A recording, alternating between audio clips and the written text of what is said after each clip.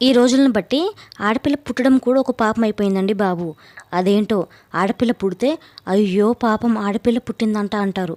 అదే ఇద్దరైనా సరే మగపిల్లలు పుడితే అబ్బా నీకేందమ్మా అదృష్టవంతురాలివి, ఇద్దరు మగపిల్లలే అంటారు. కనీసం ఆడపిల్లలు ఉన్న పేరెంట్స్ ఏమైనా అనుకుంటారేమో అని కూడా సెన్స్ లేకుండా బిహేవ్ చేస్తుంటారు.